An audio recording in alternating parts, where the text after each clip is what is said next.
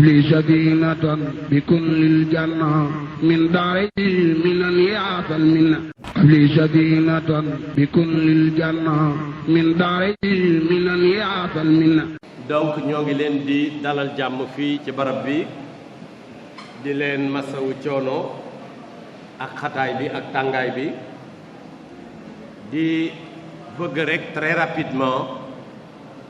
wax leen li nga xam ne lii mooy solo point de presse bi nga xam ne dañ leen ko ci convier ngeen ñëw en masse yéen ak seen organe de presse yëpp nga xam ni saa su ne bu ñu leen soxlaa ngeen ñëw di leen xamal ni événement bi ñu jublu muy ouverture officielle la grande mosquée Massalikul Jinaan bi nga xam ni ñoo ngi ko jàpp le 27 septembre 2019 mooy vendredi bi prochain ajjuma tey jii bu dellusee waaye ouverture officielle bi dafa am ay événements yu bari yoo xam ni ñoo ko sous-tendre muy li nga xam ni mooy waajal bés bi ndax bés bi ñoo ngi koy waajal d'abord en prélude de l'ouverture mooy l'arrivée du khalife général des Mourides à Dakar khalife général des Mourides bi nga xam ni mooy ñëw présider cérémonie officielle d'ouverture de la mosquée mooy ñëw fii après-demain maanaam dimanche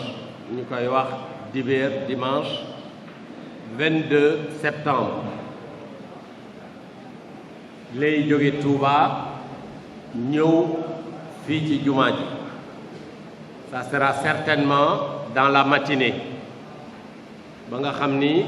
ñoo ngi convier toute la presse que vous représentez di convier toute la population de Dakar et globalement toute la population de ce pays-là ñu ñëw pour teerul ñu gan gu tedd gu màgg googu muy Cheikh Mouhamadoul Mountakha xalif général des Mourides ñuy ñaan yàlla na ko fi yàlla yàggal te wéral ko li nga xam ni nag mooy événement bi mooy d'abord en prélude ni ma ko waxee woon mooy ñëwam gi waaye dama bëgg defal leen benn genèse boo xam ni bu xaw a gàtt ci li nga xam ne lii mooy Massalikul Jinaan ak processus bi nga xam ne bii moom la topp ba tey jii mu ñëw fii tudd Massalikul Jinaan ñu nekk fii dans ce bâtiment auguste bâtiment bi nga xam ni mooy la première phase du complexe de l'institut de recherche nga xam ni mooy jumaa ji fi ñu ne di ko ubbi le 27 avec l'institut Cheikh Ahmadou Bamba bi nga xam ni c'est la seconde phase bi nga xam ni moom it c'est un autre programme assez important ci boo xam ni la koy composé lu bari la ci ay facettes ndax dina am ay salle de conférence dina am ay institut de recherche dina am ay salle polyvalente yoo xam ne yi dinañ fay dispenser même maanaam ay cours yoo xam ne yi mi ngi jëm ci ay domaines très précis muy maanaam tout ce qui touche l'enseignement et l'éducation islamique ak lépp loo xam ne lii tamit mi ngi laal wàllu turux yi nga xam ne yi mooy am surtout le soufisme di laal tamit ci jàngale Serigne Touba nga xam ni Serigne Touba jàngaleem yaatu na ndaxte laal rek mu nekk dans la vie sociale Serigne Touba wax na ci bind na ci ba mu laaj nag fii mu nekk ñu toll ci nag vulgariser ko mu toll ci nit ñi xam ko mu toll tamit ci nit ñi mën ko jariñoo loolu mooy li nga xam ni mooy solo si nga xam ni sax moo sous-tendre aussi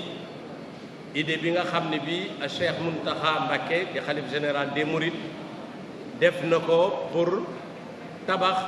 l'université Cheikh Ahmadou Bamba bi nga xam ni dégg ngeen les travaux ba lancé nañ ko ba commencé nañ koo tabax fële ca Touba mu am un coût global de presque 37 milliards loolu day daal di nekk déjà loo xam ni foofa ca université bi ak fii ci Ndakaaru mu doon benn institut boo xam ne day nekk fii ci capitale bi dañuy daal di dugg ci benn académie boo xam ne bii académie Cheikh Ahmadou Bamba la boo xam ne bii sëriñ bi le xalif général des Mourides moo koy yoral boppam mu nekk nag loo xam ne lii day loo xam ne xëy na bu fekkee am na lenn lu ñu ci regretter rek mooy yéex a ñëw gi mu yéex a ñëw parce que ñëpp xam nañ ni l'enseignement de Cheikh Ahmadou Bamba nekk na enseignement boo xam ne bii monde bi fii mu nekk la ko gën a soxla ndaxte ku nekk xam na ni monde bi mi ngi am ay jafe-jafe yoo xam ne yi multisectoriel te amul benn secteur boo xam ne bi suñu jàmbaar ji suñu yaakaar ji Cheikh Ahmadou Bamba Khadimu Rasoul bindu ci wax ci ba pare indi ci ay solution yoo xam ne yi bu ñu ko toppee defe naa suñu nekkin ci àddina dina mën a gën a baax parce que nit ñi dañuy faral di jam islam xamuñu ci l'islam lu dul benn face boo xam ne bii hideuse boo xam ni nit ñi nga xam ne du ñu jullit ñoo ko bëgg a coller l'islam ñoo ko bëgg a teg muy étiquette boo xam ne bii islam loolu taxu ko jóg ndaxte l'islam ni ko baat bi fu wunde mu nekk baatu jàmm donc lépp loo xam ne lii nekkul jàmm nekkul loo xam ne lii nit ñi dañ ko mën a jël mu daal di nekk ak ñoom doon viatique nekk ak ñoom ñu nekk ak moom di dund ak moom lu dul jàmm loolu l'islam doonu ci dara kon il est temps ñu xam enseignement Cheikh Ahmadou Bamba ak ñi nga xam ne ñii c'est ses contemporains ak ñi nga xam ne ñii ñoo ko fi jiitu woon ba dem dans ci lu yàgg a yàgg nga xam ne de grands penseurs bind nañ ko ci loo xam ne lii rek mooy li nga xam ne lii mooy teeyal dunduk doomu aadama loola nag moom la ñu naal fii nga xam ne ça sera la deuxième phase au niveau de ce complexe là mu daal di nekk l'institut de recherche islamique Cheikh Ahmadou Bamba jàkk ji nag ñu nga xam ne dañ ko def ci site bi nekk na site boo xam ne bi site boo xam ni l'État du Sénégal moo ko mettre à la disposition de la communauté mu nekk loo xam ni toll na ci 60 000 mètres carrés le gouvernement du président Abdoulaye Wade jëloon ko jox ko le khalife général des Mourides ñu tàmbali fi ce projet là ba defal gum fi lii nga xam ne lii man def nañ ko fi muy jàkka ji nga xam ni moom la ñuy ubbi le 27 yeneen projet yi dinañ leen ko dérouler wax leen processus bi tamit ak lépp loo xam ne lii tàmbali nañ ko ci xam naa ni dañuy bàyyi primeur bi ak la xalif général des Mourides comme lii la ñu jëkk a liggéeyloo ñu liggéey ko ba mu noppi ba mu koy ubbi bu amee une seconde phase boo xam ne dañ ca war a dem loolu moom dina leen ko annoncé ko toute la communauté annoncé ko tamit tous les musulmans et les mourides en particulier ñu jëm ni nag ci programme boobu comme je le disais tantôt mu nekk nag programme bu gudd xam naa ni jombul je laisse ça aux questions bu fekkee ne am na ñuy poser question sur le coût global sur la durée des travaux sur aussi la complexité de l'ouvrage ba ñu mën a egsi fii pour ñu dugg rek pour mu mën a gaaw ndax mu ngi guddi ci programme bi nga xam ne dañ koy def kon phase bi nga xam ne bii mën nañ ko tudde muy phase bu njëkk bi mooy ñëw Serigne Mountakha fii ci Ndakaaru nga xam ni dimanche la fiy ñëw ci matinée bi wala ci fin de matinée bi dinañu communiquer ak yéen l'itinéraire bi nga xamee ni bii fi lay aw ba bi muy ñëw fii ci Massalikul Jinaan bu fi ñëwee tamit il va faire la première visite ci jàkka ji dugg ci biir xool ni ñu ko liggéeyee nga xam ne moom daan na fi ñëw lu yàgg waaye nag bi travaux finition yi accéléré ak léegi gëj na fi ça doit faire 2 ans mu ñëwee ñu présenté ko liggéey bi mu visité ko ba pare daal di wëlbatiku toog ak ñun ab diir bu fekkee ni taalibe yi mën nañ ko ziyaare ñu ziyaare ko sinon ñu libéré ko mu daal di dem ci fa nga xam ni fa lay dal muy kër Serigne Touba gi nga xam ne bii waajal nañ ko rénové nañ ko defar nañ ko ba ku fa dem xam nga ni mucc na ayib def fa xaalis bu baree bari te lépp dara taxul lu dul événement bi mu daal di fay dem foofu mooy nekk sa résidence officielle nga xam ne dina fa nekk ba ñu ubbi jumaa ji mu nekk fa xam naa ni ba heure demam dem loolu lépp bu fekkee ni ñëw na dinañu wax ak son protocole ak ñi nga xam ne ñoo ko yor dinañ leen wax kañ la fiy nekk ak kañ la fiy jóge bu fekkee ni bii nag ñëw na ba toog ci lay ubbi officiellement li nga xam ne lii mooy programme bi tàmbali ci dimanche yi ba ñuy ubbi jumaa ji ñu tënkal leen ci rek tënk yoo xam ne yi moom la ñuy tàmbali nga xam ni altine bi dafa am des journées yooyu dañu ko dëjee ñi nga xam ne ñii dañoo newoon ci yoon wi nga xam ne njabootu Serigne Touba gépp sax lañu ko jagleel mais ku ne xam na ni ce travail ce projet Serigne Saliou Mbacké yal na yàlla yokk ay ngëneelam ak leeram nga xam ni mooy ci njabootu Serigne Touba gi ki nga xam ne ñu tudde leen doom moom lañ fi mujj a gis moom moo initié woon ce projet là booba pàkk bi nekkul woon fii mi ngi nekk ci terrain bu njëkk bi nekk au croisement de ñaari tali et de la rue de Bopp fa la ñu xayma woon ni dinañ fa def jàkka ji mais booba c'était un terrain boo xam ne bu ndaw la ndax superficie excédé wul woon 4000 mètres carrés te xam ngeen ni rek emprise jumaa ji nii mu toll les aires de prière rek laa wax le bâtiment fait plus d'1 hectare c'est-à-dire plus de 10 000 mètres carrés nga xam ni kon jumaa ji xajul woon ci pàkk boobu ndaxte pàkk ba 4000 mètres carrés ça fait tollul sax ci demi hectare or l'emprise réelle de la mosquée et les salles de prière seen emprise bi ça fait 1 hectare nekk 10 000 mètres carrés bi nga xamee ni bii nag xayma nañ ko ci loolu ba teg fa première pierre bi ci la yàlla dogal ci ay dogalam Serigne Saliou Mbacké daal di fiy jóge ndax booba l'idée c'était de faire une extension du site parce que le président d'alors le président Ablaye Wade bëggoon na sax def extension bi mais dafa amoon ay incommodités yu fa amoon ba nga xam ne moo ñu empêché woon ci gàttal pour ne pas rentrer dans les détails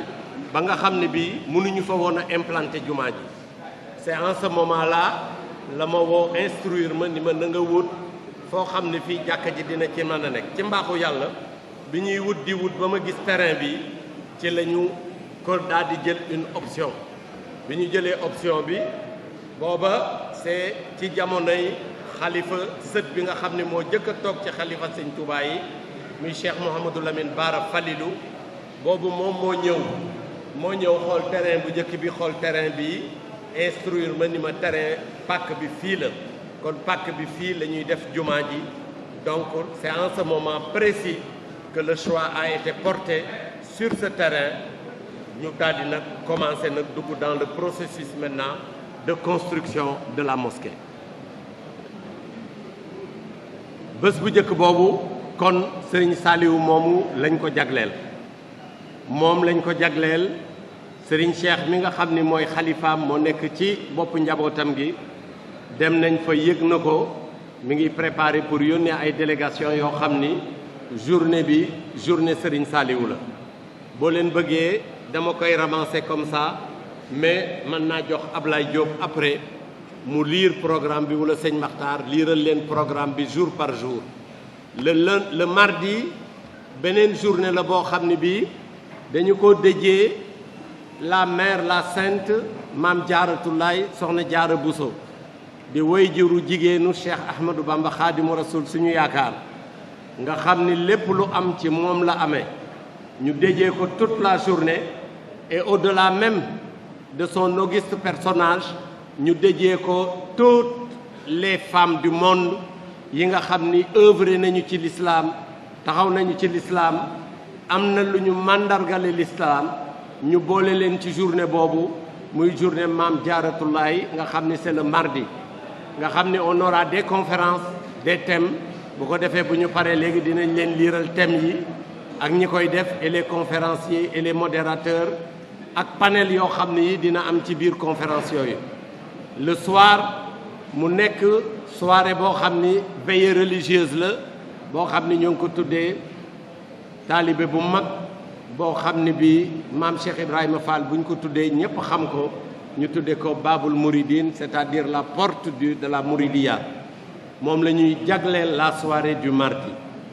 Le mercredi nekk une journée boo xam ni dañ ko dijjee le premier xalif bi nga xam ni moom moo jëkk a toog doon xalifa Serigne Touba ba pare doon sëtam muy Cheikh Mouhamadou Lamine Bara Falilou bi nga xam ni mi ngi toog ci xilaafa gi en 2007 en décembre 2007 ba au mois de juin 2010 la fi jóge moom la ñu déjee journée boobu mu daal di nekk dans le même tempo nga xam ne nous aurons des conférences nous aurons des débats le matin et l'après-midi nga xam ni ci la ñuy waxtaane lu bari lu jëm ci ay thèmes yu variés yoo xam ne dinañ leen ko liiral am na en anglais am na en français am na tamit en wolof et am na aussi en arabe lépp def nañ ko dans un programme bi tamit dinañ leen ko distribuer après yéen toute la presse pour ngeen mën a suivre tous les jours lii xew ci journée yi ak ban heure lay xew ak fu muy xewee mais fi muy xewee lépp ci esplanade bi fii lañ koy defee ci Massalikul Jinaan le jour d'après mu tombé loolu mooy mercredi bi le lendemain du jeudi mu nekk journée boo xam ni journée bu chargé lay doon ndaxte journée bi ñoo ngi ko jagle sëñ Sidil Makhtar Mbacké nekk le deuxième petit-fils xalif général des Mourides nekk le 7e xalif de Serigne Touba bi nga xam ni l'effectivité des travaux de la mosquée Massalikul Jinaan ci moom la tàmbalee ba daanaka liggéey bi bëgg a noppi ci ay loxoom li ci des Serigne Mouhamadoul Mountakha eggale ko moom la ñu tuddee journée jeudi bi nga xam ni dinañ ci def tamit ay waxtaan ay conférence le matin ba midi 2 heures après midi bi Serigne bi day ñëw fii ci Massalikul Jinaan parce que dañ ci am un grand rassemblement boo xam ne bii dañ fiy def bayaan bi mooy c'est une déclaration boo xam ne bii sëriñ bi moo koy def avec un thème précis boo xam ni c'est un appel bu muy lancer toute la communauté internationale lancer ko particulièrement la communauté islamique et les Sénégalais globalement ak taalibey murit yi nga xam ne bayaan boobu dañ fi nekk à partir de 15 heures ba 18 heures nga xam ne y aura des discours bu sëriñ bi defee bayaanam ba pare dina am yeneen i discours yoo xam ne yi dinañ ko ci teg yoo xam ni Cheikh Mouhamadoul Bachir mi nga xam ne moo yor porte-parole bi dina ko ci def man mii jombul le coordonnateur dinaa ko ci def l'après-midi tamit ñu continuer bu loola jeexee ñu continuer les conférences ci ngoon nga ñu def une grande veillée religieuse en prélude de l'ouverture de la mosquée le lendemain le vendredi parce que vendredi bi sëriñ bi dafa ni buñ ci def benn manifestation le matin ndaxte ajjuma dafa xat et sacré nga xam ni bu ñu xëyee rek li ñuy itteewoo mooy naka la ñuy def ba ubbi jumaa ji bu ko defee ñu préparer la prière nga xam ni les invités yi nga xam ni sëriñ bi daf leen a invité ak yi nga xam ni le président de la République le président Macky Sall mi nga xam ni mooy ñëw tamit présider ouverture bi dina ñëw fekkee ouverture bi ak ñi nga xam ni daf leen a invité ñu daal di nag jublu ci julli gi waajal julli gi xutba yi bu ñu jullee ba pare tamit jombul sëriñ bi dina am une brève déclaration boo xam ne bii dina ko def loolu daal mooy li nga xam ne mooy le programme globalement bu ñu jullee ba pare nag ba dem ci kër yi ba joxe xéewal yi ba pare dañuy daal di def nag toute la soirée mu nekk une veillée religieuse ba le samedi ba nga xam ne bii ci la ñuy boucler le programme globalement loolu en ramassé d'une façon sommaire mooy li nga xam ne lii moo nekk ci programme bi nga xam ni mooy semaine inauguration la grande mosquée Massalikul Jinaan. day doon événement boo xam ni comme ni ñu ko bokkee événement Sénégal bi yëpp la te jàpp nañu ni tous les Sénégalais ku ko man di nga ñëw bokk ak ñun li nga xam ni mbégte la honneur la ci peuple Sénégal honneur la ci umma islamique honneur la tamit ci sénégalais yi nga xam ni yi ñoom ñoo dëkkee réew mi. alors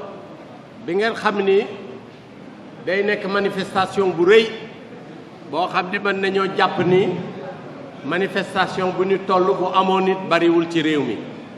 ba nga xam ni waajal nañu lu nekk ci biir ñun avec l'État du Sénégal parce que ku lu mel nii ku koy def xam nga ni ñun rek mënuñu ko def État du Sénégal dugal na ci loxoom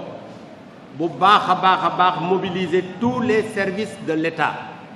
sur le plan de la sécurité, sur le plan de la santé sanitaire, c'est-à-dire il y a un grand collectif, un comité boo xam ne bi sous l'égide du ministère de la Santé et du médecin-chef régional avec de éminents professeurs yoo xam ne yi non seulement c'est des fonctionnaires mais ay talibé Serigne Touba la yu jël volontariat ñëw ànd ak seeni collègues nga xam ni ay centaines de médecins ak i professeurs lañu dinañ fi nekk pour assurer la couverture vraiment médicale. Le professeur Ndaraw est là, docteur Ndeye Maguette et le professeur Niang ñoom ñooy ñi nga xam ne ñoo nekk ci bopp bi ñoo ngi fi dinañ fi am antenne boo xam ne bi médicale sur place mais dinañ am une large couverture médicale au niveau de la région de Dakar ba nga xam ne benn pèlerin foo mën a jógee boo amee jafe-jafe wala nga am besoin boo xam ne bi dafa war a am une intervention médicale bu ñu war a def ci yow loolu dina am te loolu jël nañu matuwaay yépp. Il y a assez d'ambulances médicalisées, le service médical c'est-à-dire l'assistance publique ñi ngi fi, les sapeurs-pompiers ñu ngi fi, la gendarmerie mi ngi fi, donc globalement tous les services de l'État sont mobilisés. ñuy profiter ci occasion bi pour remercier le président de la République bi nga xam ni il n'a ménagé aucun effort réellement pour nous soutenir. Le ministère de l'Intérieur d'ailleurs va présider encore le mercredi une dernière réunion de réglage boo xam ne bii dañuy dem intérieur ñu xool bax instruction yi ñu joxe woon yépp def nañ ko wala defuñu ko mais on peut d'ores et déjà dire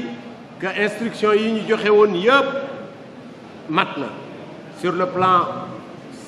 de la sécurité,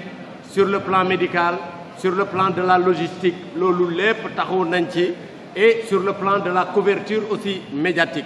ndax démb rek réunion nañu avec les gens du Soleil, les gens de la RTS et toutes les autres télévisions yi nga xam ni l'État même les convie à une réunion le lundi à 15 heures parce que xam ngeen sécurité ak télévision ñoom ñooy liggéey. Il voudrait d'abord vous montrer le lieu, l'intérieur wax leen naka lañ fi mën a liggéeye parce que dinañ fa am d'éminentes personnalités yoo xam ne yi suñu ay gan lañu. alors ba nga xam ni bii bu ko defee yéen di ngeen mën a liggéey seen liggéey convenablement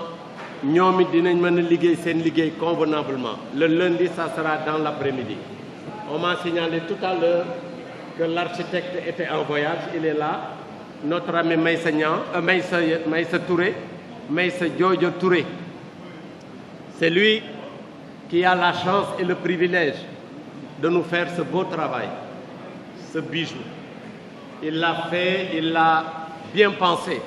Parce que ku fi dugg di nga xam ni on n'a aucun complexe avec ce qu'on voit à l'extérieur. La ñuy gis Makka di ko gis Madina di ko gis dans les pays asiatiques, les pays arabes et ici en Afrique ku dugg fii di nga xam ni l'architecture est une architecture très pensée, une architecture qui est très collée aux réalités même architecturales de ce pays. nga xam ni vraiment boo fi duggee di nga xam ni fii c'est un lieu culturel et cultuel ba nga xam ni bii lépp luy l'islam lépp loo xam ni lii c'est une beauté te boo demee ci dëkk islam yi fekk ko fa mi ngi ci avec bien entendu toutes les commodités moom c'est le maître d'œuvre, c'est lui qui a fait le projet moom moo doon architecte bi dafa tukki woon xaw ma ni woon ñëw na nekkoon bala maa annoncé kenn dinaa ko annoncé. Il y a Mamour qui est à sa gauche moom c'est le permanent qui est là au niveau de la commission technique parce qu'au départ on a créé des commissions dans tous les domaines on a créé des commissions yooyu globalement ñoo ànd di réunion di réaliser lii ba mu egsi fii ñu confier les travaux à la grande entreprise que je rends hommage d'ailleurs au passage muy le consortium d'entreprises du Sénégal muy CDE qui est dirigé par Adat et les Chemali et autres avec vraiment des techniciens de très haut niveau et surtout même je donnerai par exemple un spécial à la gente féminine qui est là qui est constituée d'une équipe d'ingénieurs femmes et qui ont pu réaliser tout cela donc je fais un grand chapeau à ces dames-là qui ont participé à cela donc lii mooy li nga xam ne lii en ramassé moom lañ leen bëggoon a wax ñaan yàlla defal ñu ci jàmm xalifa bi ñëw bu ñëwee ñaanal ñu réew mi am jàmm nit ñi juboo doon benn